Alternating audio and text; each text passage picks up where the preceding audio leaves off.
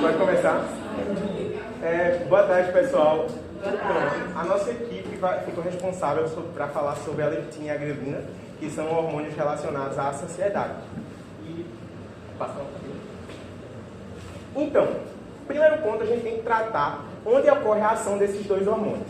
Eles vão atingir justamente o núcleo arqueado do hipotálamo, onde eles vão desencadear ações diferentes. Posso tirar a marcha? Obrigado. Onde eles vão desencadear ações diferentes. Eles basicamente têm um mecanismo de gangorra, ou seja, quando tem uma ação de um, o outro vai estar em baixa, enquanto quando tem um... Vocês entenderam vice-versa, né? O acúmulo de um vai inibir o outro, perdão. Então, lá no núcleo arqueado do hipotálamo, nós temos dois grupos de neurônios. São eles o orexigêneos e os anorexigêneos. Bom, os neurônios orexigêneos são neurônios que vão desencadear uma resposta do animal ou da pessoa comer, vai ter o estímulo da alimentação. Já o outro vai ter o estímulo da saciedade ou inibição dessa estímulo de alimentação. Desculpa, é que eu fico nervoso quando estou sendo gravado, professora. Não se foi pro BBB. E lá a gente vai ter algumas substâncias que são produzidas. Que no caso dos neurônios orexigêneos é o neuropeptídeo Y, que também é conhecido como NPY, e também o AGRP, que é o peptídeo. E já nos anorexigêneos tem a CART, que tem uma associação justamente à cocaína e a metanfetamina e a anfetamina, perdão. E lá, ambos vão desenvolver ações justamente para regular a ingestão ou a privação do alimento. Só para complementar a questão que Kevin falou, que ele já elucidou bem, mas eu queria reiterar, porque muitas vezes a gente tem uma compreensão errônea de que quem está regulando a fome ou a saciedade é o hormônio, mas é justamente o efeito indireto, porque o hormônio ele age nesses neurônios, e são esses neurônios que vão controlar a saciedade ou a sensação de fome. Justamente pegando a dedo com o que Bárbara disse, é justamente por ter um estímulo de, por exemplo, causar uma ilusão da fome. Então a gente muitas vezes, por exemplo, quando vai ao McDonald's e tem aquele estímulo daquela coloração vermelha ou amarela, também tem uma ação correspondente atrelada à ação desses hormônios, que no caso seria a grelina, de estimular a fome. Então o estímulo visual também pesa. Então a gente, até mesmo quando a gente pensa, nossa, queria comer um sushi hoje. Hoje é quinta-feira, acabou o período, vou comer um sushi. Então também tem esse estímulo correlacionado. Pode passar. Tem também a questão, gente, de estresse alimentar. Quando o animal, o indivíduo em si, ele passa por um estresse alimentar, esses neurônios acabam dando uma falsa sensação de que ou ele comeu ou que esse alimento está vindo para não sobrecarregar o indivíduo. Então, também agem dessa forma. Além de com o alimento, eles agem sem o alimento para prevenir esse estresse. E aí, justamente no caso da leptina, né, ela vai inibir os neurônios orexígenos. Por isso que ela vai estar estimulando o anorexígeno. Então é exatamente isso. Só reiterando essa questão do efeito de gangorra, né? Porque a gente fica querendo associar, está fazendo isso ou está fazendo aquilo, mas às vezes é só a consequência que gera o efeito maior. E aí, só para caracterizar a leptina, ela é um hormônio proteico formado por 146 aminoácidos, que tem uma extensão de 16 kilodaltons, e é sintetizado e armazenado no tecido adiposo. Então, logo mais à frente, a gente vai ver o porquê, a importância desse tecido adiposo e a ação da correlação com a leptina. Primeiramente, a questão da regulação do consumo alimentar, atrelada à leptina, a gente tem que ter noção que ela tem a sua ação, tanto periférica quanto no sistema nervoso central. Logo, vai regular diretamente pela sua ação, inibindo esses neurônios orexígenos, como Bárbara disse. Vai ter essa resposta da saciedade, logo o indivíduo ou o animal não vai querer comer. Com isso, também vai participar na mobilização de gordura. Por exemplo, a gente vai aprofundar um pouco mais à frente, mas a questão da condição do score corporal é relevante para antecipar o período púbere. Então, Então a puberdade ela vai ser antecipada a partir vai ser estimulada a sua antecipação a partir da ação da leptina e e também a captação de glicose, que a gente também vai detalhar um pouco mais à frente. Então a gente tem que ter esse efeito. Quando lembrar da leptina, uma coisa que não pode faltar. A leptina ela age em cascata. Majoritariamente os processos fisiológicos que ela está relacionada é em cascata. Então quando eu tenho um aumento do peso corporal, eu vou ter uma maior deposição do peso adiposo, consequentemente vai ter uma maior quantidade de células adiposas, que são os adipócitos sendo gerados, e também vai ter essa síntese e a liberação da leptina, visto que ela é sintetizada nesse tecido adiposo. E só para fechar essa ideia aqui, é que a alta da leptina vai ter uma maior expressão, vai desencadear uma maior expressão dos neuropeptídeos anorexígenos, que é aquele que nós falamos anteriormente, tanto o NPI quanto o AGRT, perdão. E abaixa, consequentemente, com os neuropeptídeos orexígenos. Gostaria de fazer uma observação de que a leptina ela é um hormônio catabólico e a grelina ela é um hormônio anabólico, justamente por conta dessa relação com a sua alimentação. Muitas pessoas às vezes fazem associação, porque um indivíduo obeso já que a leptina age dando a saciedade, porque ele ainda tem aquele acúmulo, como é que vai ocorrer isso? O que acontece? Vai ser meio que um defeito nos receptores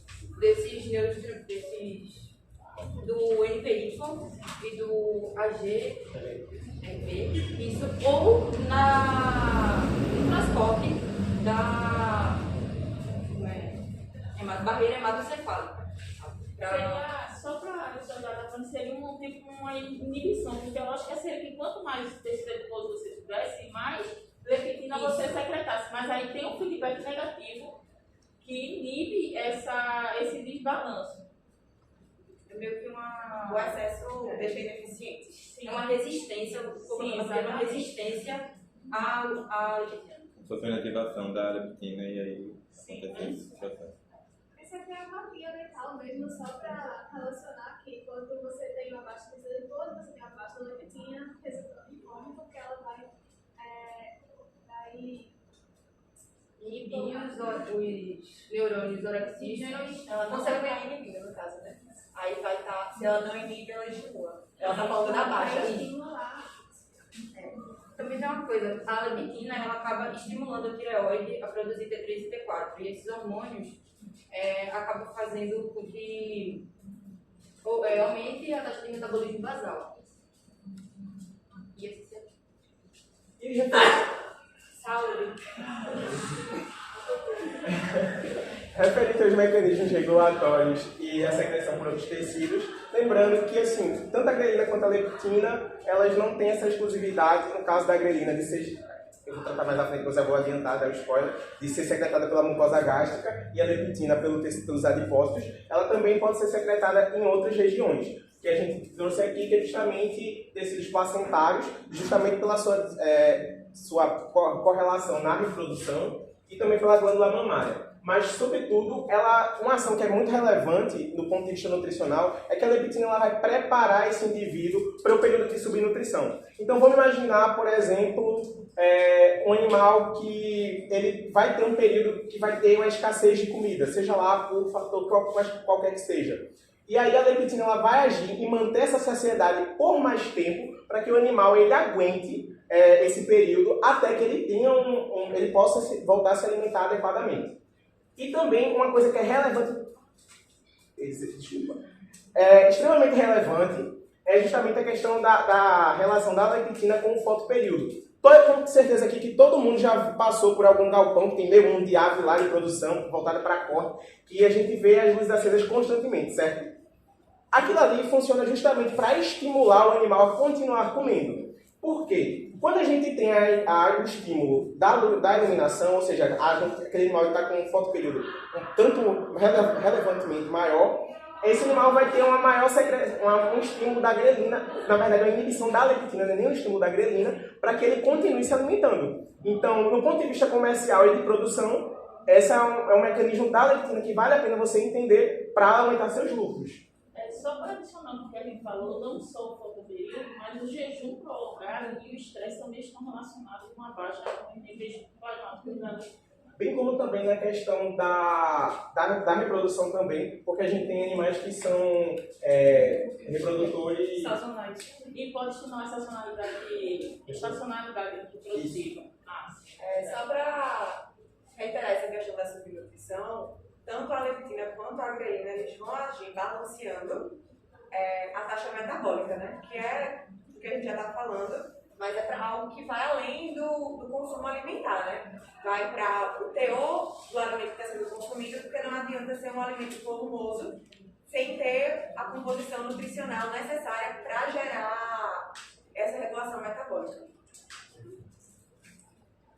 E aí, para fechar a ideia relacionada à ação da leptina com a puberdade, é que, com uma concentração de plasmática de leptina um pouco mais elevada, a gente vai ter um controle da ingestão alimentar, porque esse animal ele vai ter consumido um pouco mais, então a leptina ela vai ser produzida para que diga para o corpo, ó, se alimentou legal, vamos dar aquela parada, e também, consequentemente, vai ter essa adiposidade justamente porque a gente vai pegar esse substrato energético, seja carboidrato, proteína, quanto lipídio, para reservar, e também a taxa de crescimento. Porque a leptina ela tem uma ação do estímulo do GHRH, que é o hormônio estimulante do hormônio do crescimento. GNRH. Perdão.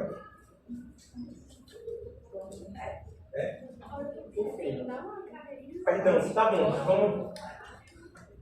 Vai fazer essa parte aqui. Bom, o que acontece? A alta concentração de leptina vai acabar estimulando ou não a puberdade. O que vai acontecer? Ela vai inibir os hormônios orexígenos, no caso aqui, o NPY, e vai estimular a quistaptina. O que vai acontecer? Com essa cascata de reações, vai estimular a liberação de GNRH, que vai estimular a liberação pela adenopófise do FSH e do LH, que são hormônios. A leptina ela vai atuar nesse sentido, sinalizando para o corpo que vai ter uma secreção maior e com maior frequência do GNRH. Que no caso, né, ou ela pode tanto estimular quanto retardar, caso o score corporal esteja muito baixo e o corpo não esteja pronto, né? A leptina, a gente repete isso, mas a leptina ela é o grande sinalizador. Calma, vou terminar. É o grande sinalizador do corpo humano. Em relação à imunidade, é uma coisa muito simples. A leptina ela vai estimular a proliferação e diferenciação de células imunes. Com isso, a gente tem uma maior quantidade de adipócitos. Consequentemente, a gente vai ter uma maior produção de leptina e a leptina vai atuar nessa questão da diferenciação das células imunes. Com isso, a gente vai ter uma imunidade mais resistente. Vamos pensar.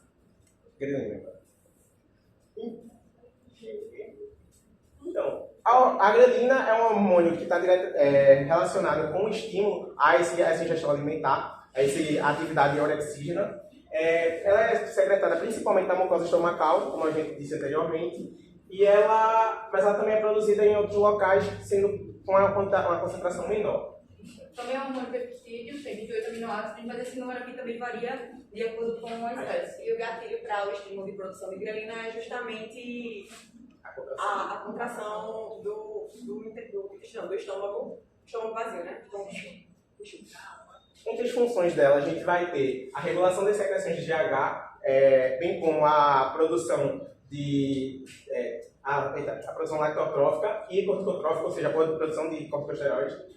O controle da atividade orexígena, como a gente já falou anteriormente, e algumas outras relacionadas a esse metabolismo alimentar, que vai a questão do gasto energético e a secreção gástrica e a motilidade gástrica, visto que seu estímulo é justamente pela contração da mucosa gástrica. A sua influência também tem endócrina, visto que a gente vai tratar mais à frente, da sua relação na produção de insulina, e também ela tem um efeito antiproliferativo de células neoplásicas, logo tem ação também da imunidade. Tem duas formas de aparecer a grelina no nosso corpo, que vai ser a grelina acilada e a não acilada. A acilada, ela ela vai ter a presença do glutacila e isso vai facilitar com que ela passe da barreira hematoencefálica para poder estimular a secreção de H. Isso. A não acilada, apesar dela não conseguir ultrapassar essa barreira, ela consegue se ligar a diferentes receptores do GH. E isso vai resultar num efeito cardioprotetor e antiproliferativo. Um detalhe, o nome da grelina foi justamente porque a primeira ação conhecida dela foi a estimulação do GH. O nome da grelina vem do hormônio. Aqui também como a grelina acilada vai influenciar na secreção de H, aqui é o geralzão e como a leptina e a grelina vão atuar nesse centro de saciedade e de fome, que é o hipotálamo. No caso, a grelina vai estimular os neurônios orexígenos, liberando o NPY para estimular o consumo alimentar, como foi dito, e a influência no metabolismo da glicose. Ou seja, em situações quando o animal está lá sem muito tempo sem jejum, a glicemia vai estar baixa. Ou seja, vai ter um estímulo para produção de grelina, que vai atuar como para a secreção de hormônio do crescimento, que vai influenciar a glicemia para manter a sobrevivência do animal. É meio que o hormônio do crescimento, ele vai dizer, olha aqui meu lindo, eu vou te dar algumas coisinhas, um substrato energético para tu se manter por enquanto tu não se alimenta, tá bom? Basicamente por isso que mesmo que você não se alimente, mas se você tomar uma injeção de glicose, já vai dar uma regulada na grelina. A grelina não vai ficar alta, você não vai ficar naquela sensação de fome, vai dar uma estabilizada. E aí as considerações finais, a gente pode perceber, levantar novamente a função antagônica das duas hormônios, bem como a sua ação e a ação desses neurônios, tanto os orexígenos quanto os anorexígenos, também a sua indução na saciedade e também na questão do consumo de alimento. E para só fazer um adendo, que a gente ainda tem 1 minuto, é justamente de relembrar uma questão... Não? Muito obrigado, gente. Vocês têm alguma dúvida, galera? A gente pode falar no off. Então, Pode falar. pronto, só para efeito comparativo. Por exemplo, para